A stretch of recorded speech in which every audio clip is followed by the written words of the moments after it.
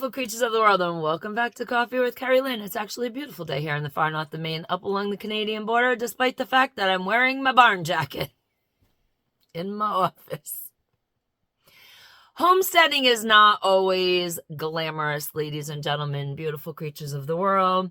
A lot of homesteading channels don't show you the nitty-gritty, difficult, hardship-type moments of homesteading. Everybody wants homesteading to be this beautiful, simplistic, happy lifestyle. And sometimes it just absolutely isn't. Reality creeps in very quickly when people romanticize the life of a homesteader and try to do it. Right off the bat, there's always issues. Today being one of those very difficult, unglamorous moments in the life of a homesteader at our house. We thought we could clean the wood stove pipes tomorrow because it was going to be 30 degrees tomorrow, 32 degrees. But the wood stove said, no, you're going to clean the pipes today.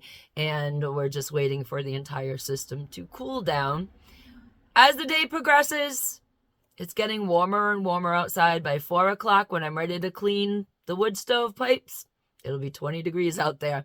So we have to bundle up a little bit in the house. It's absolutely one of those days in the Crown of Maine. I hope everybody is having a beautiful day. Hope you're nice and warm. Wherever you might be, I hope you're having a day filled with fabulosity and dang good coffee, because you deserve a dang good cup of coffee to get through your day.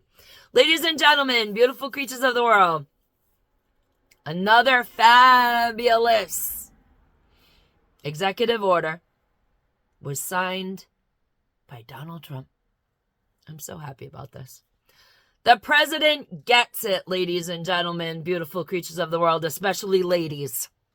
The president gets it. We have been living in a world in our country of way too much toleration.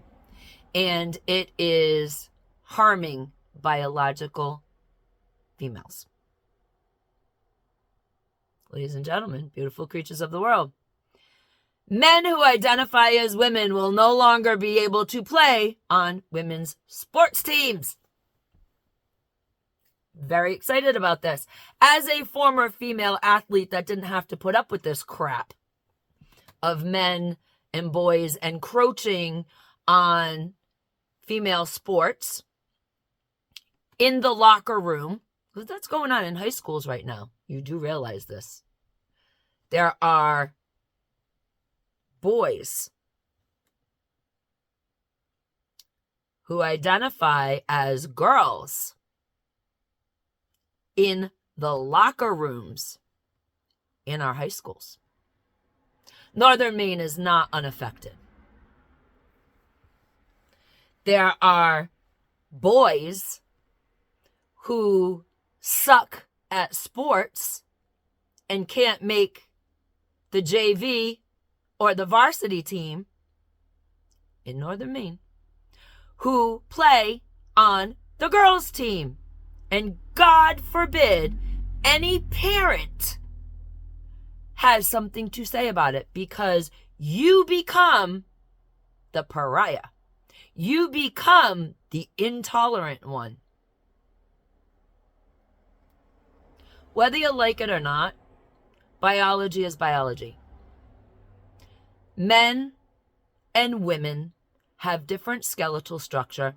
They have different muscular structure. Doesn't matter what hormones you're taking. You're suppressing the testosterone and you're beefing up the estrogen. It does not matter. Physically, a man and a woman are completely different. Doesn't matter what hormones you're putting in your body. A biological male will always tend to be stronger, faster, and have more stamina than a biological female. Doesn't matter what hormones you're putting in your body. It just depends on the gender that you were actually born. You never lose the skeletal structure. You never lose the muscular structure, no matter how much estrogen you are putting in the male body. So men who were not doing well on the men's sports teams, they weren't placing, they weren't breaking records, they were not making the team. Well, a whole handful of those people decided, hey, I identify as a woman, so put me on the women's team. When those men who identify as women got on the women's team, it started destroying women's sports. Those men who identified as women started breaking records. They started getting scholarships. And the women who rightfully deserved spots on the women's sports teams, well, there was no spot for them because a man who identified as a woman got that space. You see, ladies and gentlemen, beautiful creatures of the world, I have always and forever been opposed to women playing on men's teams in sports and men playing on women's teams. In school, when I played sports, at the end of the year, the boys and the girls matched off, whether it was volleyball or basketball or track. And it was kind of, the end of the year was happening, so they put some teachers on the teams, and the boys team and the girls team for the school did the match off. And during volleyball, noses were broken by the boys who spiked the ball because they were much stronger than the girls. And I was always opposed to that. I did not find that girls really, in high school, girls could not compete with the boys. And I thought it was absolutely stupid for a girl to want to play on the boys' team just because the sport didn't exist for the girls. When we were in high school, it was football. We had girls that didn't want to be cheerleaders. They wanted to be football players. And let me tell you, thank God for Dr. Bruzy, because he was like, yeah, this ain't happening.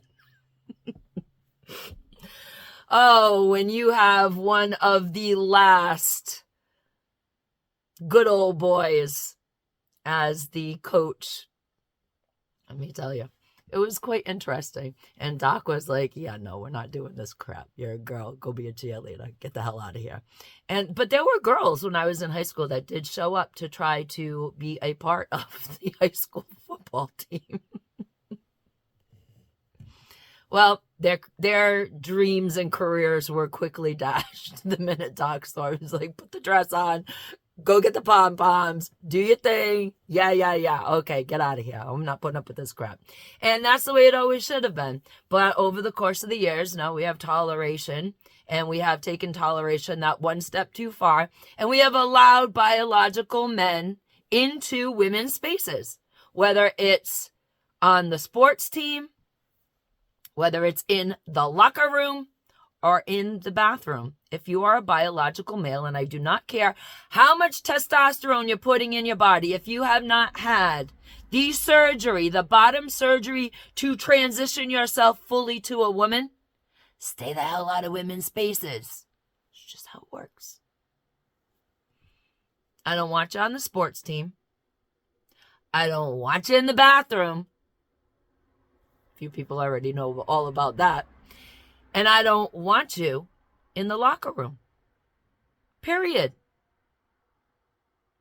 I think when these ridiculous rules of toleration were being put in, especially with the locker room business and the women's bathroom business, I think the only voices that should have had a say as to whether a man who feels like a woman that day was going to go into a personal, private female space. The only people that should have had a say about that was women who have been traumatized by men, women who have been abused by men, women who have been assaulted by men. Those were the only voices that should have been listened to.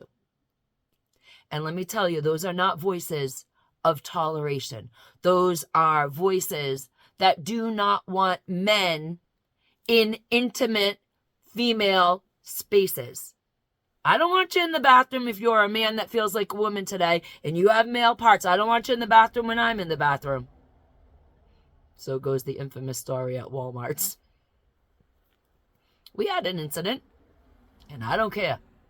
When I come out of the bathroom stall and you are a man with a wig, some makeup, a dress, and fake nails, you're going to hear about it. There were many women in that bathroom that were highly uncomfortable. And my voice rose a few octaves. And his voice rose a few octaves. So my voice rose a few octaves more. And then my husband walked through the door.